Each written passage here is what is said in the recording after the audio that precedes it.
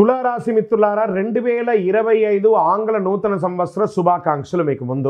ఈ యొక్క సంవత్సరంతో మీకు ఎలా ఉన్నాయి శుభ ఫలితాలంటే, బృహస్పతి మే నుండి 9వ స్థానంలో సంచరిస్తున్నాడు, శని 6వ సంచారంలో సంచరిస్తున్నాడు, రాహు మే నుండి 5వ స్థానంలో, కేతు మే నుండి 11వ స్థానంలో సంచరిస్తున్నారు. ఈ గ్రహాల సంచార కారణంగా తులారాశి వారికి 2025 సంవత్సరం అన్ని విధాల అనుకూలం. పడ్డ కష్టాలన్నిటికీ ఒక ఫుల్ స్టాప్ కాదండి, ఫుల్ స్టాప్. పడ్డ కష్టాలు చాలు. తులారాశి వారు అద్భుతంగా ఉండబోతున్నారు. పురోగతి గ్రహం బృహస్పతి గరంగా సృష్టించడానికి భావోద్వేగాలు అంతర్దృష్టి నుంచే చంద్రుడితో కలిసి ఉంటున్నారు. మిథునంలో ఈ రెండు గ్రహాల కలయిక చాలా మంచిది. వ్యక్తుల జాబితా సానుకూలంగా ఉంటుందని చెప్పచ్చు. బుధుడు తిరోగమనం నుంచి ప్రత్యక్ష దిశలో సంచరిస్తాడు. జీవితాలు ఎన్నో మార్పులు రాబోతున్నాయి తులారాశి వారికి.